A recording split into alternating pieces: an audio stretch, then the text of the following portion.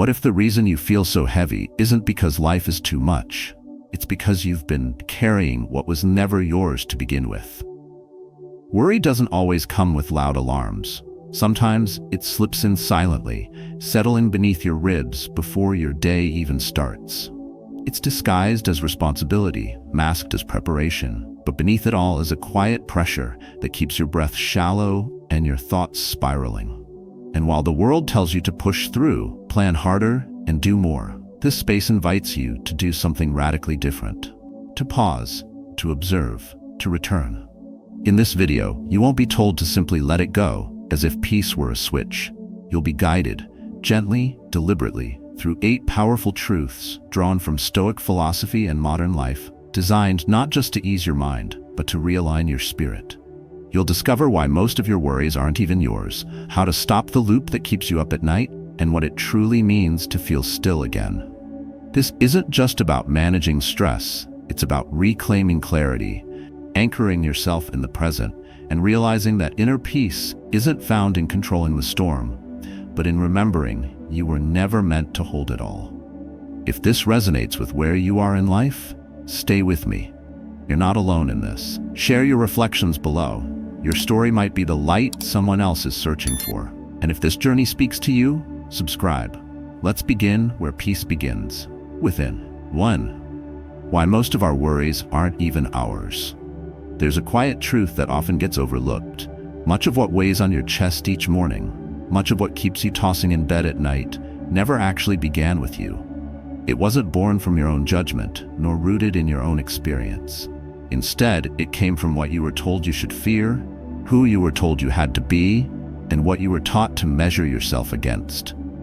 Worry, in many ways, is inherited not just from our parents or mentors, but from a culture that feeds on comparison, urgency, and the illusion of control.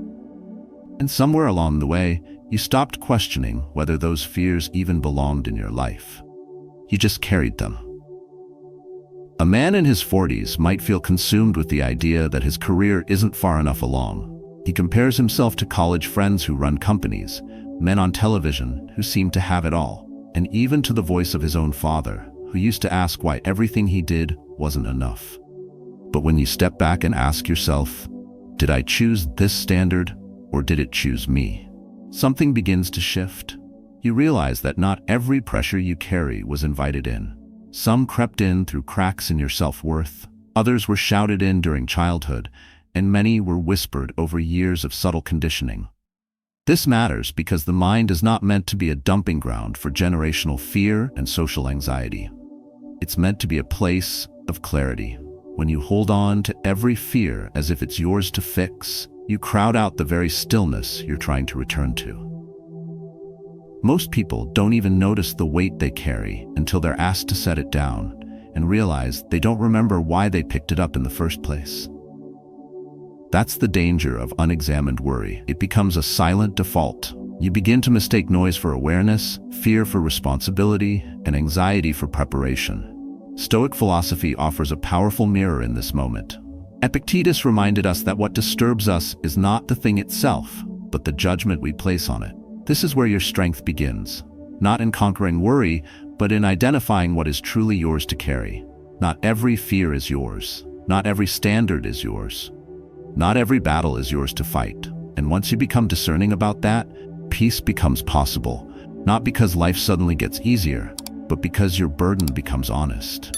Imagine this. You walk through a crowded room. Everyone is carrying something heavy: anxiety, comparison, regret. You brush past them, and unknowingly, their burdens cling to you, not because they meant harm, not because you agreed to it, simply because you are open, empathetic, and available. And yet, by the time you leave the room, you are heavier than when you entered. That is what happens when we don't guard the gates of our attention. When we don't ask, is this weight even mine? That question alone, asked sincerely and often, is transformative. It requires awareness. It demands reflection. But more than anything, it invites liberation. To ask it is to begin the process of separating the useful from the useless, the truth from the echo, the inherited from the chosen. You are not here to live someone else's definition of success.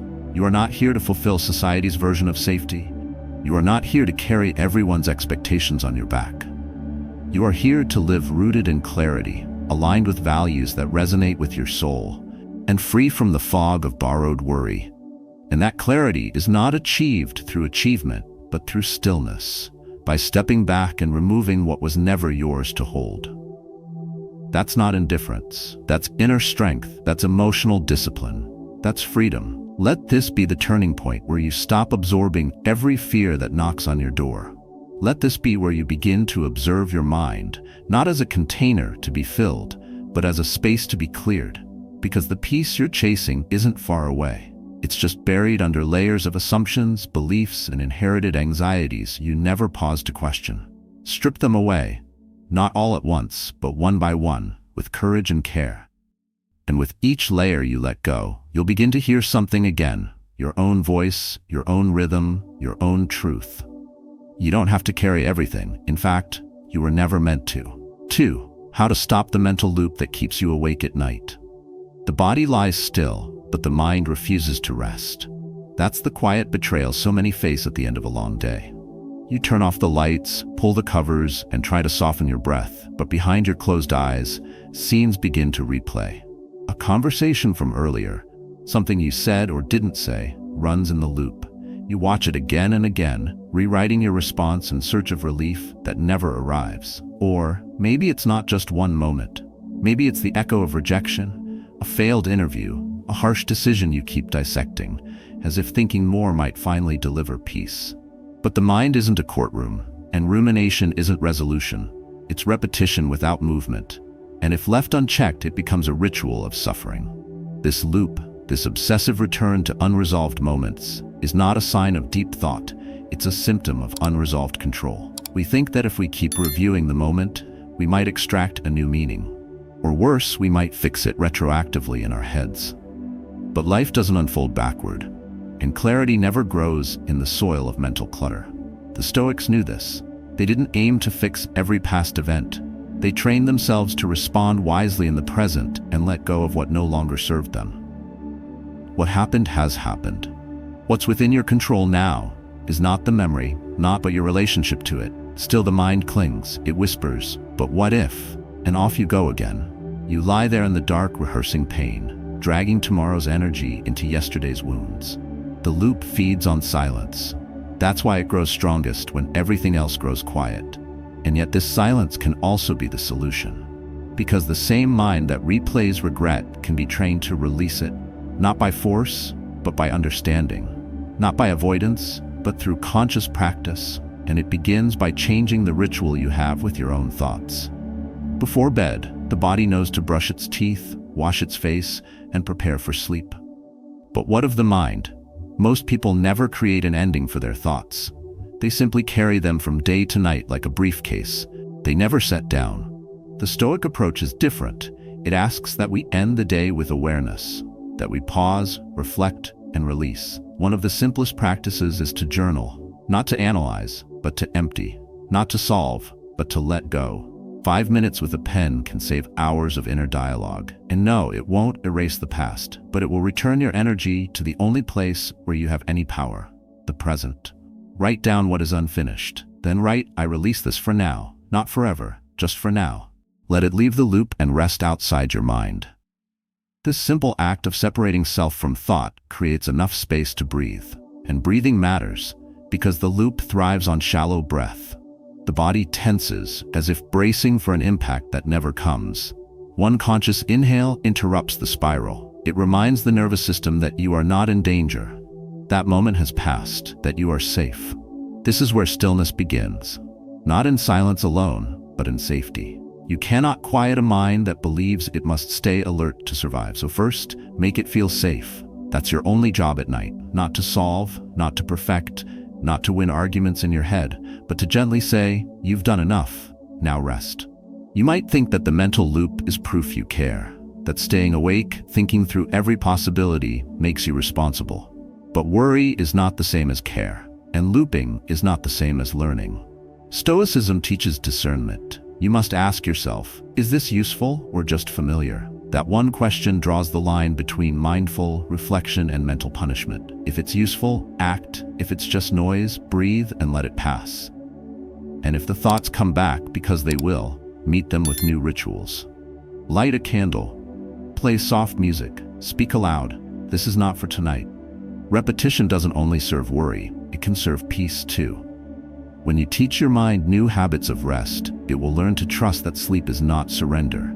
It's a strategy. It's where clarity sharpens, resilience renews, and your inner peace begins to restore itself. There's no wisdom in revisiting pain that cannot be changed. But there is quiet power in choosing not to go back. Not because you're ignoring the past, but because you're finally respecting your energy. Worry is not a badge of honor. It is a signal. And that signal is asking you to come home, to the breath, to the body, to now. This is the only place where healing begins. Not in another replay, but in the release. Not in mental noise, but in inner clarity. When the mind wants to spiral, give it stillness instead. Not through willpower, but through gentle interruption. Through presence, through space, through a quiet return to what you can control. The choice to stop carrying what no longer belongs. Sleep is not a weakness, it is the mind's retreat, the soul's repair, and the body's way of trusting that tomorrow will come without your constant supervision. Let it. And tonight, when the loop begins again, remember this. You are not here to rehearse what has already happened. You are here to rest, so you can respond clearly, wisely, and from a place no loop can reach. 3. The power of stillness. Why doing less helps you feel more. There's a quiet kind of exhaustion that doesn't come from what you've done, but from what you've tried to be all day. It's the kind that shows up after checking every box, meeting every demand, and still lying in bed wondering why the emptiness hasn't gone away. For many, this isn't unfamiliar. It's routine. You move from one task to the next, checking your email while eating, planning tomorrow while brushing your teeth, always reaching forward, but rarely arriving. In the world we live in, doing more is rewarded, praised, and expected. But the soul doesn't measure meaning in volume, it listens for presence. And that's why doing less isn't laziness, it's clarity. Stillness isn't just the absence of movement, it's the presence of awareness. And awareness is what most people have lost. Not because they're broken, but because they're busy. Not because they don't care, but because they've been taught that care looks like constant activity. You've probably seen it in someone close to you. Or maybe you've lived it yourself. A man in his late 50s, respected, hardworking, and dependable, walks into his home at 8 p.m. again. He's done everything right, provided, endured, delivered. But somewhere between the conference calls and the unpaid vacation days, he's forgotten what it feels like to simply sit and be. His child asks to go for a walk, and he smiles and says, "Maybe this weekend." But the weekend fills up like it always does. And life quietly passes through the cracks. That kind of life doesn't collapse all at once. It dissolves slowly, in missed sunsets, in postponed laughter, in the ache that builds beneath achievement. And the reason it's hard to recognize is that it looks successful on the outside. But inside, something essential has gone quiet. That silence isn't failure, it's a signal. It's your inner life asking for your attention again. And stillness is the only place it knows to be heard. Stoic philosophy is often misunderstood as detachment, as emotional distance. But at its core, Stoicism is about attention to the right things, at the right time, for the right reason. Marcus Aurelius ruled an empire, but still wrote of finding peace within his own soul. Not when the empire was quiet, but when he was. Stillness is not what the world gives you when it's finally done asking. It's what you reclaim in the middle of the noise. Because the noise never stops. But your reaction to it can. Doing less is not about escaping life, it's about entering it fully. When you remove the clutter, the distractions, the compulsive need to optimize every hour, you don't become less efficient, you become more alive. You begin to notice the rhythm of your own breath again, the small tension in your jaw, the voice of your own intuition that's been drowned out by the scroll, the schedule, the search for significance. That voice doesn't need a podium. It just needs a pause. So, how do you begin? You begin where all awareness begins, in the present. You make a practice of silence, not the awkward kind, but the sacred kind. 10 minutes a day. Sit, breathe, listen. Not for answers, not for ideas, just for the space to feel what is. Let your mind rest from performance. Let your body soften from defense. Let your identity dissolve from roles and responsibilities. You don't need to fix anything in those 10 minutes. You only need to remember you're not broken. From that stillness, you begin to feel more. Not in the sense of overwhelming emotion, but in the sense of deeper connection. The coffee tastes richer. The breeze carries weight. The face across the dinner table feels less distant. That is the quiet power of stillness. It sharpens your presence, and presence restores meaning to the ordinary. You begin to respond instead of react. You begin to live instead of managing. You begin to be, not just do. This shift doesn't require a retreat to the mountains. It doesn't ask you to abandon responsibility. It invites you to inhabit each moment fully, to stop escaping to the next one. And in doing so, you reclaim the only thing that was ever truly yours, your attention. Worry dissipates when attention is rooted. Restlessness fades when presence deepens. And peace emerges not from solving everything, but from simply not needing to anymore. The world will tell you to move faster. It will measure your worth in numbers and your value in urgency. But that is their standard, not yours. And you do not have to follow it. You can choose stillness, not as surrender, but as strength. Not to withdraw from life, but to return to it more awake, more grounded, more alive. Because when you stop trying to catch up with everything outside you, you realize what matters most was always within reach, waiting for you to pause long enough to notice. So pause. Not someday. Not when it's all done. Now, in this breath, in this moment. And remember, the more you let go of what doesn't matter, the more room you make for what does. 4. How worry pretends to be preparation, but isn't. Worry is deceptive. It rarely announces itself as fear. Instead, it walks quietly beside you, whispering thoughts that feel responsible, intelligent, necessary. It convinces you that replaying scenarios in your head is foresight, that overanalyzing outcomes is maturity, that tension in your chest is simply the cost of being thorough. But the truth is simpler and harder to accept. Much of what we call preparation is just worry in disguise. And the more we indulge it, the further we drift from clarity. You've been taught that doing more is being more. The weight in your mind proves how deeply you care. That exhaustion equals productivity. But the mind wasn't built to carry endless loops of imagined problems. It was built to discern, to decide, to direct. Worry, on the other hand, blurs that purpose. It doesn't sharpen your focus, it scatters it. You tell yourself you're thinking things through, but you're circling the same terrain over and over, hoping repetition will lead to resolution. It won't. The Stoics were painfully clear about this. They understood that suffering multiplies not through events, but through anticipation. It isn't what happens that weakens us, it's what we fear might happen and our inability to let it pass. And yet so many still confuse overthinking with readiness. The body is still, the calendar is empty, but the mind races, planning every contingency, preparing for confrontations that haven't arrived, negotiating outcomes that no one asked for. What is that if not a silent war against the present? And this war doesn't make you wiser. It makes you tired. It leaves you drained, distant from the moment you're in, unable to rest even in silence. Because worry doesn't know when to stop. It keeps going until you interrupt it. Firmly, kindly, with full awareness of what it truly is. Not preparation, but the fear of being unprepared. And that's the trap. You believe that if you worry hard enough, long enough, you'll finally be safe. But safety doesn't come from anxious rehearsals. It comes from stillness, from being grounded in what is real, not what is feared. That's where Stoic practice comes in. It isn't about suppressing concern or pretending you don't care. It's about identifying what is up to you and letting the rest go. It's not passive, it's precise. It trains you to notice when your thoughts have shifted from reflection to rumination, from clarity to control, because preparation rooted in reality brings peace.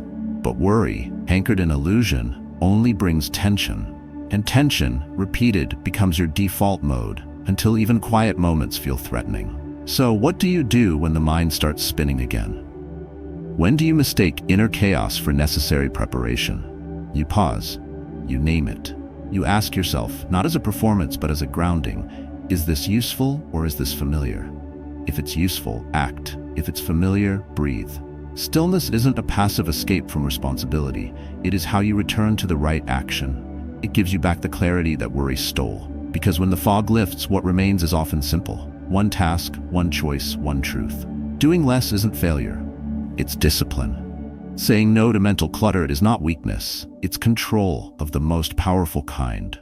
The control of your attention. And where your attention goes, your life follows. That is why this moment matters. Not tomorrow. Not when the uncertainty passes. Now. Because this is where peace lives. Not in the illusion of planning every outcome, but in the humility to say, this is not mine to carry yet. And perhaps it never will be. When you choose presence over prediction, you don't lose your edge, you sharpen it. You move with direction instead of doubt. You respond with precision instead of panic. And in that state, you no longer need to prepare for every possibility. You simply prepare for one thing, to meet life as it is, not as your fear paints it. This is what Stoicism teaches, not detachment from life, but devotion to what is real. Let worry knock at your door, but don't invite it in. Let it speak, but don't take notes. Return instead to the quiet space where thought ends and awareness begins. That is where your power lives. Not in doing more, but in knowing when to stop. And when you do stop, when you choose stillness over spiraling, you'll see clearly that what you needed was never more planning. It was more present. And presence, unlike worry, doesn't pretend to protect you. It actually does. 5. You are not your thoughts. Learning to observe, not obsess. Thoughts are not facts. They arrive uninvited, drift across the mind like clouds across a sky, and often vanish just as silently. And yet, how quickly we let them define us. One sharp memory, one harsh internal voice, one fleeting self-judgment. I'm not enough, I always fail, they'll never respect me. And suddenly we live as if these whispers are carved in stone. But they are not. They are just noise, and you are not the noise. You are the one listening. The Stoics understood this long before psychology put words to it. They knew the mind was not a mirror, but a narrator. It doesn't reflect reality. It interprets it, filters it, and often distorts it through the lens of fear, expectation, and habit. This is why mastering your inner world begins not by silencing your thoughts, but by separating from them. You do not have to believe everything you think. You only have to notice. And that noticing, quiet as it seems, changes everything. Most people never learn to distinguish between a thought and the self. They hear something in their mind, an anxious projection, a memory, a voice that sounds like someone from the past, and they accept it as truth. But what you think is not what you are. Your worth, your direction, and your identity do not arise from mental chatter. They come from something deeper. Your awareness, your presence, your ability to choose what to follow and what to release. You are not the story. You are the author. You can write something new, but you can't write clearly if the page is cluttered. That's where observation begins to matter more than obsession. Obsession tries to fix a thought by thinking about it harder, spinning it in circles until you feel dizzy from trying. Observation steps back. It watches the mind like a river, not a battlefield. And in doing so, it reclaims peace, not by force, but by understanding. The more you identify with your thoughts, the more they rule you. The more you step back, the more they lose their grip. This is not detachment. It's clarity. It's the ability to feel a wave of self-doubt and say, that's a thought, not a truth. It's seeing an old fear resurface and saying, that's familiar, not final. The Stoics taught that we suffer not from events, but from our judgment of them. And nowhere is that judgment more subtle than in the way we speak to ourselves. Harsh self-talk doesn't make you humble, it makes you small. And it isn't a reflection of reality. It's a habit of perception, often inherited, often unchallenged. The mind loves the familiar, even when familiar means unkind. This is why thoughts often repeat, not because they are valid, but because they are practiced. And like any habit, they can be unlearned. But unlearning begins with space. You can't interrupt a loop you're trapped inside of. But once you become the observer, once you notice the thought without obeying it, you've already begun the shift. That shift creates power. Power to pause, power to breathe, power to replace the default voice in your head with one that aligns with your values, not your fears. That's not fantasy. That's responsibility. That's mental discipline. And in a world that worships reaction, cultivating that discipline is a quiet rebellion. It doesn't scream, it stands. When you feel overwhelmed by what you're thinking, return to the breath. One inhale, one exhale. Anchor yourself in the body. The body doesn't lie, it doesn't speak in the future or past, it speaks now. And now is the only place where your thoughts lose their dominance. Now is where you reclaim your awareness, your focus, your peace. This is the heart of inner mastery, not having thoughts but knowing which ones to trust. Let the others pass. Let them drift, fade, or dissolve. You owe them nothing. Not every thought deserves your energy. Not every internal voice speaks the truth. And you have the right to choose which ones walk beside you and which ones you leave behind. There will be days when the noise is loud, when the mind spins faster than you can catch up.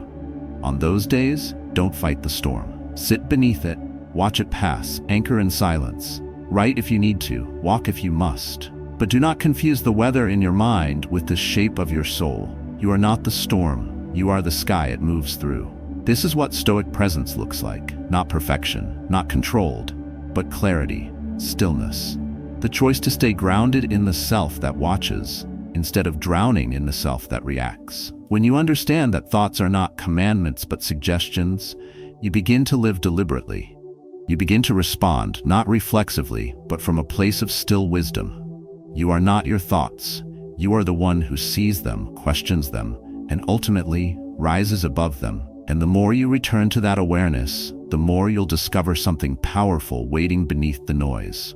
Peace not dependent on silence, confidence not based on outcome, and a stillness that can't be shaken by passing clouds. That is who you've always been. And now, finally, you can choose to live from there. 6. Breathe first, react later. The micro habit that changes everything. There is a moment, just before you react, that holds more power than anything you could say or do next. It's small, barely a breath in time, but it determines everything. Is where your freedom lives. And in a world that demands instant answers, instant outrage, instant action, learning to claim that space is nothing short of a revolution. A quiet one, but a necessary one. Most people move through life in a cycle of reaction. Something happens, a word, a look, a trigger, and the body responds before the mind even registers what's unfolding. Tension rises, the voice sharpens, the heart races, and in that rush of reflex, something vital is lost: intention. Without it, we don't respond, we retaliate. And retaliation is rarely rooted in wisdom. It's built from impulse, insecurity, or the past. But life is not improved by how fast we react. It's changed by how wisely we choose to respond. And that wisdom begins in the breath. The Stoics spoke of self-command, of mastering one's inner life so that external chaos could not steal peace. They didn't mean suppression. They meant clarity. And clarity cannot be found inside a storm. It can only be found by stepping back, even for a second, to see what the storm is made of. That pause, that breath, it changes everything. It gives you a chance to remember who you are before the emotion decides for you. A single inhale won't erase anger. A brief silence won't eliminate frustration. But they break the loop. They disrupt the automatic path from trigger to regret. They return authority to the part of you that lives above the noise, the part that knows your values, your boundaries, your intention. That's where true strength begins. Not in domination, not in silencing others, but in knowing when to say nothing at all. Reacting is easy, it's survival. But responding deliberately from presence, that's discipline. And discipline doesn't come from trying harder. It comes from training, one moment at a time, one breath at a time. You don't need to master every emotion today. You only need to pause long enough to let it move through without taking you with it. The breath is how you stay rooted when the wind rises. And in that rooting, everything shifts. Arguments cool before they ignite. Decisions clarify before they solidify. Relationships deepen instead of fracturing. You begin to see that not every challenge requires a charge forward. Sometimes, the wisest action is stillness. Not to freeze, but to stay centered. To wait for the emotional tide to recede before speaking from a place of awareness. This isn't avoidance, it's leadership of the self. When you start breathing before reacting, you begin to notice patterns. How often are your responses based not on the present, but on a wound from the past? How many of your outbursts are echoes of fears you haven't fully faced? The breath doesn't solve this, but it exposes it. And once exposed, you are no longer a slave to it. You're free to choose something else. Freedom in this way doesn't feel loud, it feels steady. It's not the rush of shouting back. It's the quiet of knowing you didn't need to. That nothing inside you was shaken enough to be dragged into a fight. That your presence remained intact while the world tried to pull you out of yourself. That's power. Not the kind others fear, but the kind they can trust. And trust begins with how you show up in the moment you're most tempted to lose control. So the next time tension rises, let that be your signal. Not to suppress, but to breathe. Feel your feet on the ground. Inhale slowly, even if only once. Let your mind catch up with your heart. Let your awareness interrupt your momentum. You don't have to prove anything in that moment. You don't need to justify, defend, correct, or control. You only need to remain present, clear, whole. In a culture addicted to speed, the breath is your rebellion. It is your return to sovereignty. It says, I do not belong to this emotion. I do not respond to this pressure. I choose my response. And with each repetition, this practice becomes a pattern. That pattern becomes a mindset. And that mindset becomes who you are. Calm, not because life is easy, but because you are grounded enough not to be swept away.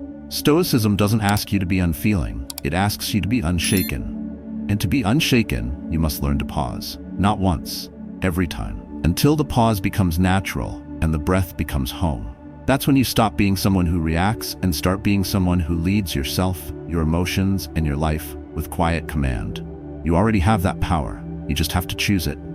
Again and again. Until one day, that breath isn't a strategy anymore. It's simply who you've become. 7. Letting go without losing yourself. Letting go is often misunderstood. It's painted as surrender, as weakness, as the quiet act of someone giving up. But in truth, letting go is one of the most courageous things a person can do. Not because it's easy, but because it requires you to walk away from what's familiar without knowing what will take its place. It asks you to loosen your grip on something you once called essential and trust that your identity will not dissolve with it. And that's where many hesitate, not at the act of letting go, but at the fear of losing themselves in the process. We are taught to hold on, to persevere, to endure. And while those are powerful virtues, they become chains when we confuse loyalty with self-abandonment. You are not strong because you stayed in something that broke you. You are strong because you learned to recognize what no longer honors your growth and chose to release it. That's not failure. That's evolution. And Stoicism doesn't ask you to let go of care or connection. It asks you to let go of attachment that turns you into a prisoner of your past. There's a difference between walking away and giving up. One comes from clarity, the other from collapse. When you let go with presence, you do not drift, you return.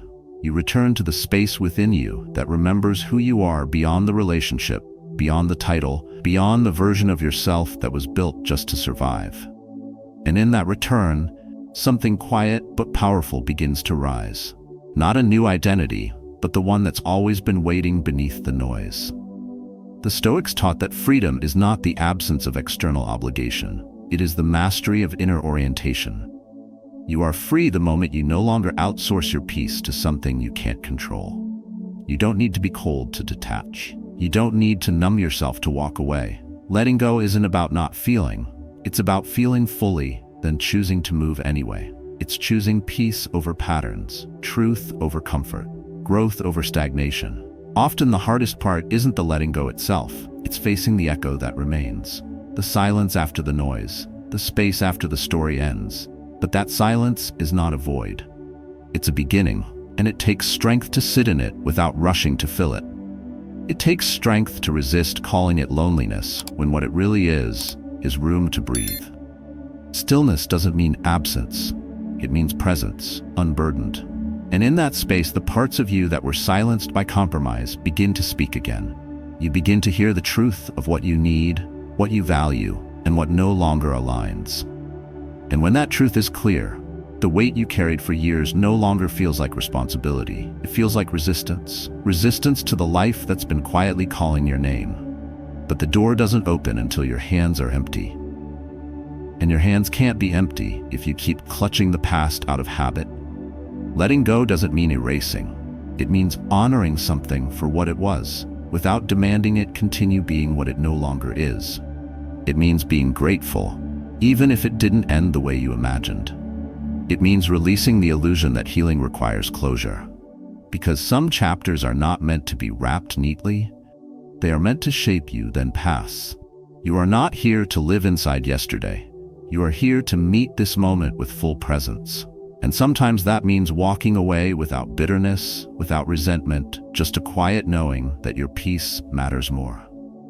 This is not detachment through denial. It's detachment through wisdom, through the deep understanding that not everything needs to be held to be appreciated, that not everyone who walks with you is meant to stay, and that your worth is not defined by what you keep, but by what you're willing to release for your own wholeness. The mind may cling, but the soul always knows when it's time. So when you reach that edge between holding on and holding yourself, listen. Breathe. Let the panic settle.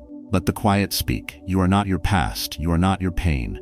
You are not what you've lost. You are who you become when you no longer need those things to feel complete. That is where real peace lives. Not in the grip, but in the gentle hand that opens. Let go. Not to forget, not to erase, not to prove a point, but to make space for what's next. Not because you've stopped caring, but because you finally started caring enough to choose yourself. And in that choice, you don't lose who you are. You return to it. 8. How to create a safe space inside yourself when the world feels unsafe. Safety is not always a place. Sometimes it's a practice, and when the world feels loud, unstable, or unpredictable, it's easy to believe that peace is something waiting for you outside, hidden in someone's reassurance, in a better situation, in a future moment where everything finally feels okay. But the truth is quieter and far more empowering. Your deepest refuge is not found somewhere else. It's built inside of you, and the stronger that inner space becomes, the less you need the world to cooperate in order to feel whole. We live in a time when chaos is normalized. Bad news loops on repeat. Opinions scream from every direction. You're expected to respond, adapt, and perform. But you weren't designed to live in constant reaction. You were meant to anchor, to regulate, to create a rhythm that belongs to you, not the storm around you. That's what Stoic philosophy points to. Not detachment from life, but alignment within it. You can't stop the noise outside, but you can choose not to let it echo endlessly inside. This begins not with a grand transformation, but with small returns. A hand over your heart. A deep, slow breath. The decision to turn inward when the world pulls you outward. That isn't an escape, it's a redirection, and it makes all the difference. Because when the outside becomes uncertain, the inside must become sacred. That's how you protect your energy. That's how you stay soft without becoming breakable. Most people look for safety and certainty, predictable outcomes, stable relationships, and clear plans. But all of those things are fragile. They shift, change, and disappear. If your peace depends on things outside your control, you will always live on edge. But if you learn to create internal conditions that are steady, then even when everything outside you feels unfamiliar, you won't be. You'll be the constant in your own life. This is what emotional resilience truly means. Not that you don't feel shaken, but that you know where to return to when you do. A Stoic doesn't deny emotion, he just doesn't drown in it. He feels the tremor, then finds stillness beneath it. That stillness isn't a technique, it's a space built from daily presence. From the way you breathe when no one's watching. From the way you speak to yourself when the fear rises. From the choice to pause before reacting, to listen before absorbing, to ground before responding. Creating safety inside yourself means knowing you can sit with discomfort without being defined by it. That even when anxiety tightens your chest or uncertainty clouds your mind, you don't panic. You breathe. You let it move through without building a story around it. And in that space, you find something powerful. Separation, not from reality, but from reaction. The difference between the moment and your mind's interpretation of it. That's where peace begins, not in control, but in clarity. And this clarity is cultivated, not achieved all at once, but practiced like a quiet discipline. Through rituals that reconnect you, through solitude that doesn't isolate but heals, through silence that doesn't numb but reveals. You don't need to escape your life to create a sanctuary. You just need to tend to yourself like someone worthy of protection. Not because you're fragile, but because you matter. You create that inner space by simplifying, Not your schedule, but your relationship to thought. You don't need to carry every opinion, every possibility, every fear. You can let some pass. You can choose which voices to keep. You can filter what enters your mind like you would filter what enters your home. Not out of avoidance, but out of respect for your own peace. And when you forget, as you will, you begin again. You pause in the chaos. You close your eyes, feel your feet, and inhale slowly. You say to yourself, I am safe now. I do not have to control what I cannot reach. I can meet this moment with presence. That becomes your anchor, not because it removes the storm, but because it returns you to the part of you that was never truly shaken, the part that remains. Stillness is not a destination. It is a practice, a way of meeting life not with resistance, but with grounded clarity. Every insight we've explored in this journey points back to a single truth. Your peace begins when you stop chasing control and start choosing presence. The world may remain noisy, your responsibilities will not disappear. But within all of that, you still have a choice. You can create space. You can breathe before you speak. You can observe before you react. You can return to the strength that has always lived quietly within you. Letting go of worry is not about indifference. It's about discernment. It's the recognition that not all thoughts are yours to believe, not all emotions are yours to carry, and not all battles are yours to fight. Through Stoic philosophy, we learn not to escape life, but to engage with it from a place of calm authority. Each practice, whether it's journaling at night, breathing deeply before reacting, or gently questioning a negative thought, is a step toward mental clarity, emotional discipline, and lasting inner peace. And so the invitation is simple.